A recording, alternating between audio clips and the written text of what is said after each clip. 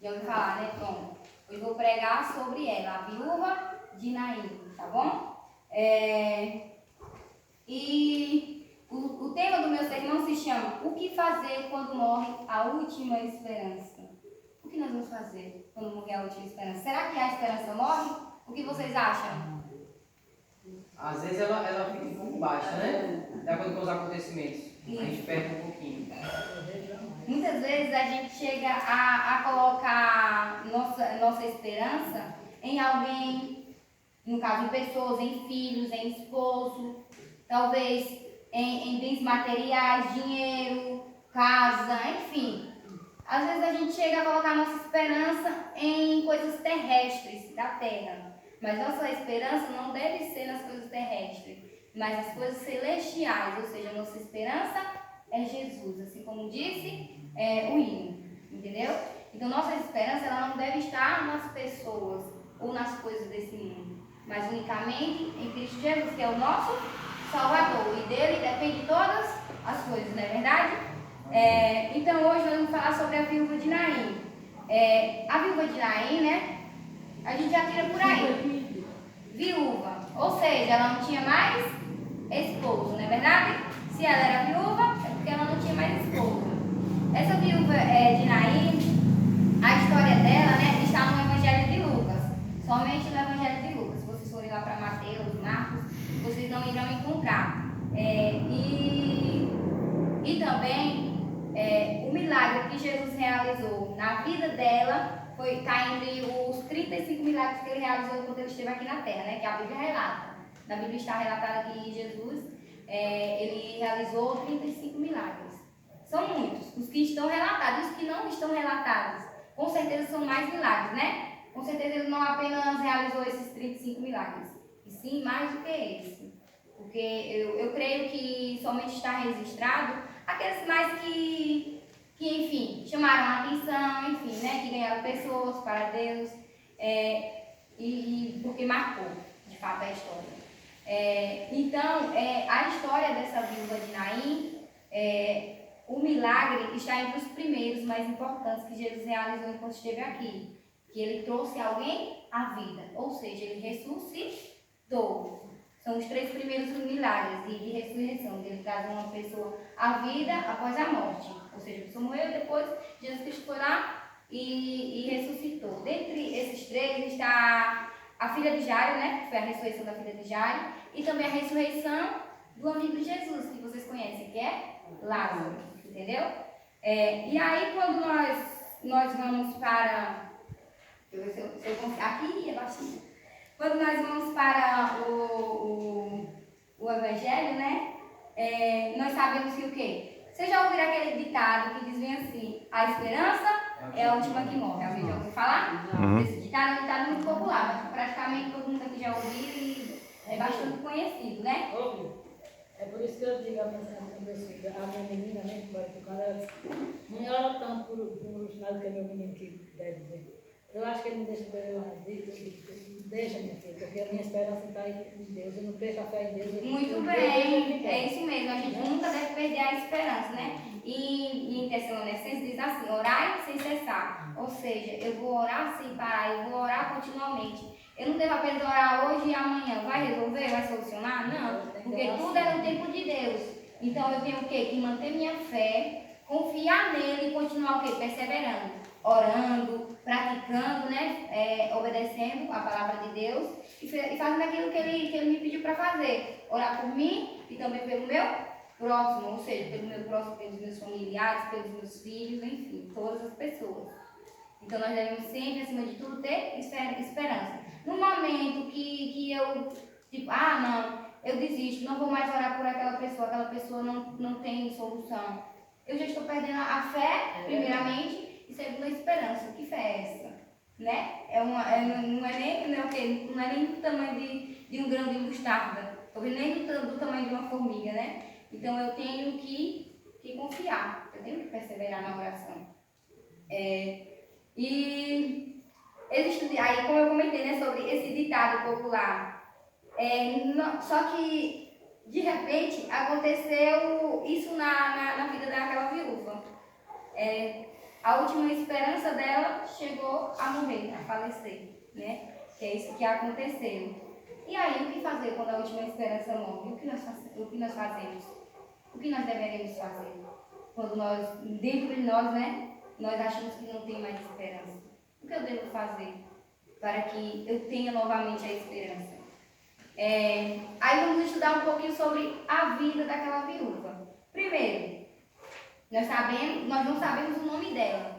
Na história bíblica relata como o quê? A viúva de Naim. Ou seja, Naim era uma cidade, um pequeno vilarejo que ficava na Galileia. Era um pequeno vilarejinho, não tinha ser um povoado, que ficava na Galileia. Aí se chamava Naim, daquela cidade. E essa viúva está conhecida na Bíblia como a viúva de Naim. Naim significa charmosa ou graciosa, ou seja, bonita, né? E quando nós paramos para analisar, na história, se a gente for ler lá na Bíblia, antes da história da viúva de Naim, a gente vai ver que na história anterior fala de Jesus ter realizado um milagre em Cafarnaum. Esse milagre que ele realizou foi a cura de um servo do centurião. Ele curou esse servo que estava doente. Então Jesus, ele saiu de Cafarnaum e se direcionou para aquele pequeno vilarejo chamado Naim. Esse lugar tinha mais ou menos 50 quilômetros de distância. 50. Ou seja, Jesus com aquela multidão, com aquelas pessoas, seus discípulos, eles estavam indo em direção a esse pequeno vilarejo a pé, andando. Naquela época não existia transporte, não existia carro nem ônibus, né? Então eles estavam indo a pé. Uma coisa que era para durar talvez 1 hora de relógio, 2 horas, 3, se tornou 10 horas de relógio, por conta da distância e por conta de ser a pé, né? Então Jesus saiu daquela cidade, né, de Cafarnaum, e partiu para Naim, andando a pé com seus discípulos e com toda aquela multidão. E aí a história continua. Ou seja, para você ver como é as coisas de Deus, né? Jesus, ele chegou bem no momento exato, no momento certo. Para aquela mulher que estava perdida, a esperança dela já tinha ido por água abaixo, tudo tinha desabado. Então, para ela não lhe restava mais nada. Para ela já estava tudo perdido. Mas para Jesus não. Jesus sabia o momento certo de exercer o milagre. Então, Jesus, ele chegou bem no momento certo. Né? A distância, de certa forma, cooperou para que ele chegasse no exato momento, né? Que aquela viúva estivesse precisando. Pronto. Vamos parar e analisar a vida da viúva mais uma vez. Primeiro, ela se tornou viúva porque ele tinha esposo. Segundo, ela tinha um filho. Antigamente, no Antigo Testamento, era sonho de qualquer mulher hebreia, né, do povo hebreu, ter um filho homem, ou seja, casar com um homem bom, um homem que sustentasse a sua família, fosse bom perante a sociedade, e aí gerasse um filho homem. Por que gerar um filho homem? Porque esse filho homem iria dar continuidade na descendência do seu pai. Ou seja, ele iria arrumar uma esposa, iria casar, iria ter filhos, e assim ia sucessivamente, né? Crescendo a descendência do pai, o sangue. Então, para aquela mulher, o sonho dela tinha sido o quê? Realizado. Ela engravidou de um menino. Então, para ela conseguiu, alcançou o seu sonho. Embora a Bíblia não detalhe, nós sabemos o quê? Que aquela mulher tinha um marido e um único filho. Mas aquele que tinha a responsabilidade de trazer o alimento e sustentar a casa, faleceu. Quem foi esse? Quem era que tinha a responsabilidade de sustentar a casa, a família? O esposo dela, né? O esposo dela, por isso ela se tornou viúva. Mas nem tudo estava perdido. Por mais que o marido dela tivesse falecido, nem tudo estava perdido. Por quê? Porque lhe restava ainda o quê? O seu filho, a sua única esperança, a sua última esperança. Ou seja, por que nem tudo estava perdido? Primeiro, que aquele filho, né? Nos planos dela, tinha todos os planos. Pronto, perdi meu esposo, meu filho vai crescer, eu vou ficar idosa, velha, e meu filho vai o quê? Cuidar de mim. Ele vai ser um homem bom, vai ser um homem trabalhador, um homem que vai dar bons frutos na sociedade, na cidade. E assim Por mais que ela estivesse com o coração partido, por estar perdendo o seu esposo, ela ainda lhe restava o quê? O seu filho, que é um dos bens mais preciosos, né? E prosseguindo, né? Eu peço que vocês abram aí a Bíblia de vocês no capítulo 7 de Lucas, verso 12. Lucas, capítulo 7, verso 12. Lucas 7, 12. Isso. Lucas 7.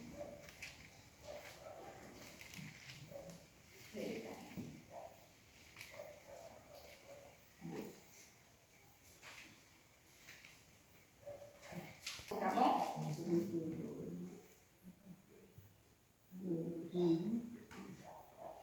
O 11 e o 12, na verdade.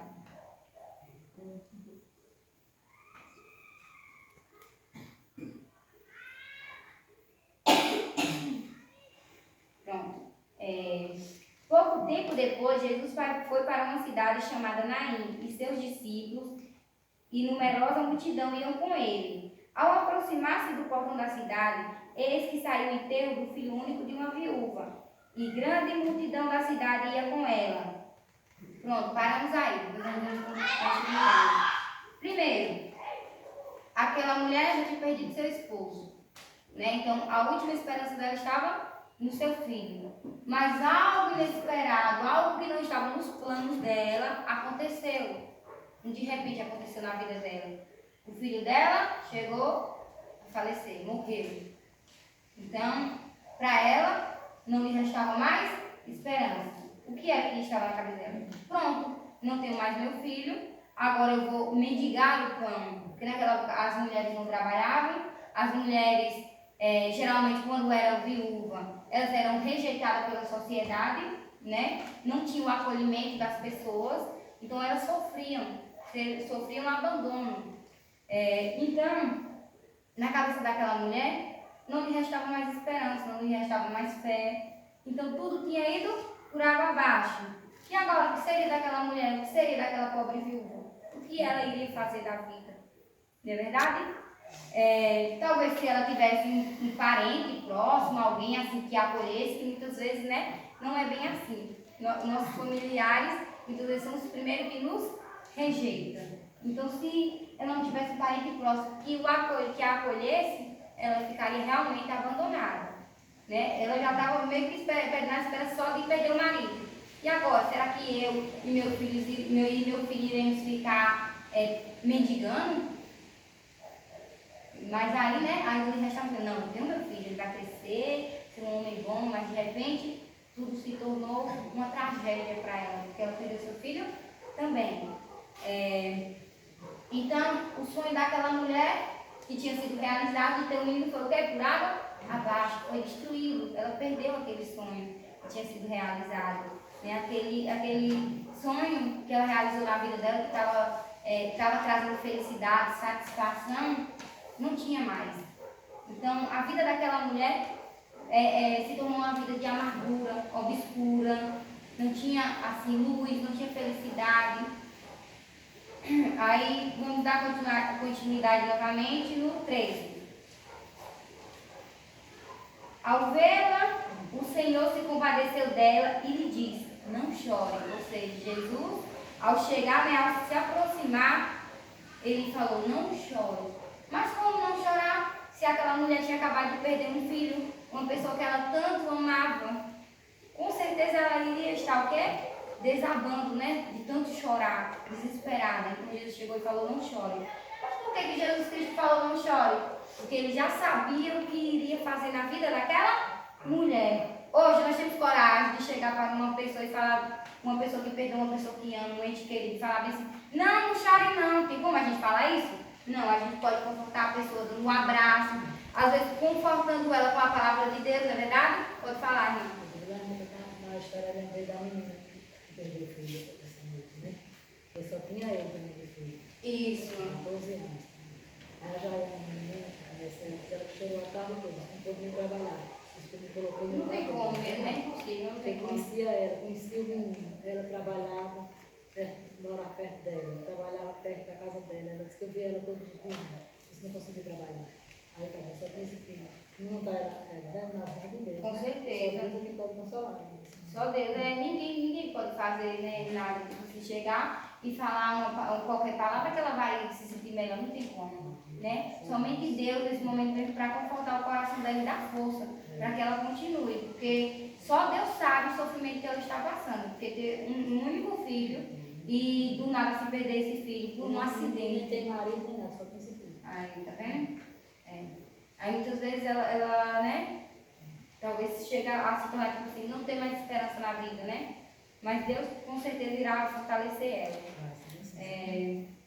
Então Jesus falou, não chore, porque ele já sabia o grande milagre que ia realizar na vida daquela mulher, né? Não é igualmente nós que chegamos e falamos qualquer coisa.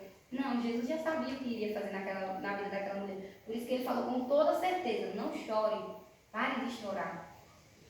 Aí vamos continuar. Chegando-se, tocou no caixão e os que o estavam carregando pararam. Então Jesus disse, jovem, eu ordeno a você, levante-se. Então Jesus, ele tocou no caixão, aquelas pessoas que estavam carregando o caixão, parou de andar, né? E ele mandou o rapaz se levantar do caixão. E aquele rapaz foi e se levantou. Ou seja, Jesus ressuscitou o rapaz. Imagina aí a felicidade daquela mãe. Eu acho que na cabeça dela, não, isso é mentira, parece que não é verdade. É verdade? Seria assim, um sonho novamente para ela. Aquele sonho que ela tinha perdido lá atrás, estaria se tornando mais uma vez realidade. Porque ela estaria recuperando aquele sonho, ela não perdeu totalmente aquele sonho. Então ainda existia esperança. Muitas vezes a gente diz, não tem solução para a morte. Tem solução? Sim. Então sempre vai existir esperança.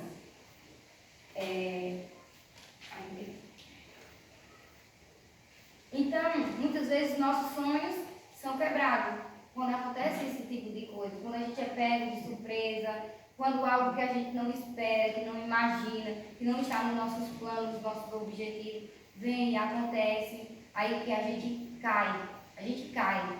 Porque é uma coisa que nos pega de surpresa, né? A gente nunca está preparado para perder alguém, perder algo, ou vir uma tragédia em nossa vida. A gente nunca está preparado. Então, é Deus mesmo que nos levanta e nos dá força para continuar, né, diante dessas situações. Aí vamos continuar mais uma vez, né, a leitura. No verso 15. O que estava morto sentou-se e passou a falar, e Jesus o restituiu à sua mãe. Todos ficaram possuídos de temor e glorificavam a Deus, dizendo, grande profeta se levantou entre nós. Deus visitou o seu povo. Esta notícia a respeito de Jesus se espalhou por toda a Judéia e por toda aquela região. Ou seja, aquela mãe recebeu seu filho de volta. Então, Jesus restituiu, né, devolveu o seu filho para ela. Porque ele, mais uma vez, concedeu o fôlego de vida para aquele menino. Então, ela conseguiu ter ele novamente em seus braços. E para aquela cidade, para a Galiléia, ali foi um grande testemunho e um grande milagre realizado por Jesus, né? E as pessoas puderam comprovar o quanto para Deus nada é impossível e que existe esperança mesmo após a morte, mesmo depois de uma tragédia, mesmo depois de um problema ou um conflito em nossa vida. A mesma coisa acontece em nossa vida. Muitas vezes nós fazemos planos, traçamos metas, objetivos, planejamos tudo aqui na nossa cabecinha. Vai ser dessa forma, disso e daquilo. Aí, do nada, de repente, vem algo e acontece em nossa vida. Algo que a gente não estava esperando. Algo que a gente achava que nunca iria acontecer na nossa vida. Aí vem e acontece. Nós somos pegos de surpresa, nós caímos, nós choramos, nós sofremos, se lamentamos. Muitas vezes nós se sentimos como aquela viúva de Naim, né? Como se nossa vida estivesse o quê? Um tormento, um sofrimento, luto, né? Então nós sempre estaremos propícios a passar por isso, a passar por sofrimento, perdas. Nós sabemos que nós podemos perder pessoas que nós amamos, pessoas que nós confiamos, pessoas que é tudo pra gente, né? Depois de Deus.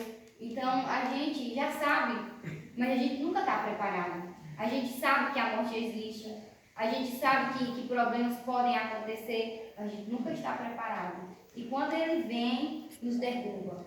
E muitas vezes a gente chega a ficar no chão e achar que não tem mais esperança, não tem como continuar, não tem mais caminho, não tem mais solução. Mas sempre há esperança, sempre há uma solução.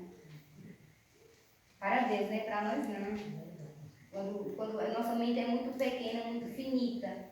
Então a gente acha que tipo, não tem como mais, e acabou, e minha vida acabou, minha vida foi destruída, não tem solução mais, e não tem mais como eu continuar, é melhor eu morrer, é melhor eu desistir. Mas não, a gente tem que perseverar, porque no finalzinho do túnel, em meio àquela escuridão, aquelas trevas, há um pontinho de luz, há uma esperança, a vida e ainda há fé. Amém? Como por exemplo, vou citar alguns exemplos. Um fim de um casamento, de um relacionamento, né? Para algumas pessoas pode o quê? Tem pessoas que se sentem assim como se fosse o fim. A perda de um filho, um desemprego, perdi meu emprego e agora aí a pessoa se desespera. Perdi meu emprego, agora eu vou passar fome, agora eu não vou arrumar outro trabalho, e passa milhões de coisas na cabeça. A gente acha que não tem mais solução, que nossa vida acabou, que agora é só problemas. E também uma doença, uma enfermidade, uma doença crônica que não tem mais cura, ou talvez uma doença que requer tratamento. Muitas vezes a gente pensa em desistir, é verdade? Como a questão do meu tio, né? Vou citar ele. Ele tem um ano que ele vem sofrendo com esse câncer. Ele começou a perder muito peso. Então, desde quando ele descobriu que tinha esse câncer, ele não pôde nem fazer nenhuma cirurgia, nem iniciar a quimioterapia, que é através dos medicamentos. Por quê? Porque ele estava muito magro e para iniciar a quimioterapia, os medicamentos são fortes, ele tinha que ganhar peso. Quando foi no início desse ano, né, ele já começou a ganhar mais peso. No final do ano passado para esse ano, ele começou a ganhar peso, ele ganhou 9 quilos. Ou seja, ele começou a ganhar quilos, estava se alimentando pelo nariz, que é aquela sonda no nariz, né, ele estava bem magrinho, mal falava, o bichinho fraquinho. Aí ele começou a ganhar peso. Quando foi, agora nesses últimos dias, ele teve recaída muito forte. Ou seja, o médico falava, olha, ele só irá realizar a cirurgia se ele ganhar o peso que ele precisa. Porque ele não terá como realizar a cirurgia se ele continuar, né, com o peso baixo. Porque será arriscada a cirurgia. Ele poderá perder a vida. Então, nem iniciava a quimioterapia, nem realizava a cirurgia. E ficava naquela luta. Ele se alimenta pela sonda para tentar ganhar os quilinhos. E ele conseguiu, ganhou 9, mas precisava ainda de mais. E quando foi esses últimos dias, ele teve uma recaída mesmo. Né? Passou muito mal, foi levado para o hospital e está lá ainda, mas tipo, os médicos não dão esperança. A própria família que está lá da parte dele, no caso a ex-mulher dele e os filhos dele também, não tem mais esperança, mandou alguns áudios para mim mais assim, desesperançosos, né? Eu fico muito triste, é uma pessoa maravilhosa, aquela pessoa que não é cristã, mas é uma pessoa maravilhosa que respeita todo mundo, que não fala mal de ninguém, é uma pessoa maravilhosa mesmo, de coração. Mas por mais que eu sei que ele esteja assim, que ele pode, eu oro a Deus se Deus for o momento certo dele, se o Senhor vê que ele não está mais suportando tanta dor, tanto sofrimento que ele está sofrendo muito, que o Senhor possa fazê-lo descansar, mas que ele descanse no Senhor, que o Senhor possa fazer algo para que antes dele partir ele tenha um encontro com Jesus, né? Então eu vou pensando e orando e também pensando no que poderá ser. Então eu não perco as esperanças. E também, se for da tua vontade, se ele ainda tiver força, e se o Senhor tiver um propósito na vida dele, que o Senhor ainda o mantenha o fôlego de vida nele. Então eu vou orar a Deus, eu ainda não perdi essa esperança. E mesmo se ele partir, a minha esperança ainda não acabou. Porque eu creio que ele será salvo. Por mais que ele não tenha conhecido a palavra de Deus, eu creio, né, e oro para que ele tenha fé, para que ele guarde a fé e tenha um encontro com Jesus antes de partir. Não é verdade? Eu ainda antes, quando ele me descobriu, volta e meia eu mandava palavras de conforto no WhatsApp, ele me respondia. Então, tipo, né, Deus sabe de todas as coisas. De alguma maneira, a palavra ficou lá, guardada no coração dele. Então, a mesma coisa deve ser nós. A gente nunca deve perder a nossa esperança. Porque quando eu vejo uma pessoa enfrentando um câncer, e mesmo assim aquela pessoa tem aquela esperança, aquela fé, a gente tem que olhar para dentro de nós e se sentir humilhante, ridículo, quando a gente reclama por qualquer coisa, quando a gente reclama porque não tem algo em nossa casa, reclama por isso, por aquilo, sendo que a gente tem saúde, temos pernas para andar, boca para falar, ouvido para ouvir, temos todos os nossos sentidos. E por que reclamar se eu tenho saúde? Não é verdade? Então eu vou confiar em Deus, e não importa os problemas que vêm na minha vida. Então, se aconteceu, se chegou ao fim o término do casamento e vai existir o divórcio, eu vou o quê? Eu tenho que ter esperança o quê? Ou eu reato com minha mulher, ou Deus me concederá outro casamento, outro esposo. Se eu perdi meu emprego, Deus vai me abençoar com outro emprego. Eu vou ter que ter fé e esperar. Não é verdade? Ter paciência. Se surgir uma doença, se ela é crônica, não tem cura, eu irei ter fé em Deus, que para Deus não é impossível, que Ele pode me curar daquela enfermidade. A mesma coisa é uma doença que tem cura, mas muitas vezes desanimamos. A gente tem que ter fé e tem um tratamento que a gente consegue ser curada, que a gente consegue vencer aquela enfermidade. Então, nem tudo está perdido. No final de tudo sempre existe uma esperança. Talvez vocês aqui estejam passando por algum problema, talvez por enfermidade, um problema familiar, não sei. Que muitas vezes chega a dizer, Senhor, eu não tenho mais esperança, eu vou desistir. Mas nós devemos tirar exemplo dessas pessoas que não desistiram, como o exemplo de Jó, que perdeu tudo, mas ele manteve fé, ou manteve a fé, manteve fiel a Deus e mesmo assim dando glória a Deus em todos os momentos. Em momento nenhum ele culpou a Deus por estar acontecendo aquilo na vida dele, mas ele disse, o Senhor me deu, o Senhor tirou, bendito seja o nome do Senhor. Então, tudo pertence a Deus, nada pertence a nós. Então, por que eu vou culpar a Deus se nada me pertence? Eu apenas vou confiar e entregar tudo nas mãos dele, não é verdade? Eu vou abrir agora o último versículo em Isaías, para a gente encerrar. Vocês não precisam abrir não, tá bom? Não precisa abrir não. Não precisa abrir nada. Isaías 49:15, vou ler agora para vocês.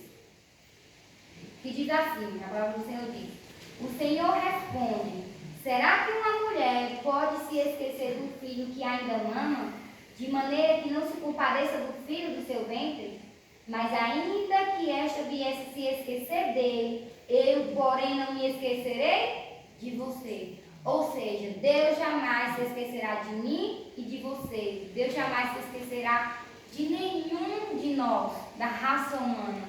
Deus está sempre ali, pronto e do nosso lado para nos ajudar e para nos mostrar e nos dar esperança, fé e sabedoria. Então, que Deus abençoe vocês, que vocês continuem firmes e fortes, não importa o que vem aí pela frente, se seja uma perda, uma doença, o que for, que vocês mantenham firmes, com os olhos focados no céu, a coroa celestial, porque isso é o mais importante.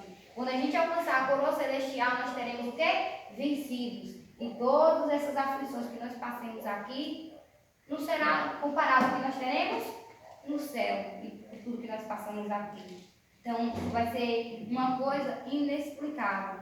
Que Deus e o Espírito Santo guie a cada um de nós a verdade, e que possamos nos fortalecer dia após dia e também buscar outras pessoas lá fora que estão precisando dessas palavras de conforto para estar, caminhando junto com a gente, para que a gente fortaleça um ao outro, para que a gente vá rumo ao céu, a mansão celestial que Deus tem preparado para cada um de nós. Que Deus nos abençoe, nos dê sabedoria, força e ânimo para continuar perseverando e lutando no caminho dele, que é o caminho estreito, que não é fácil. mas é um caminho que vai nos levar à salvação. Amém? Amém. Nesse momento eu convido a todos a ficar em pé. A gente vai orar.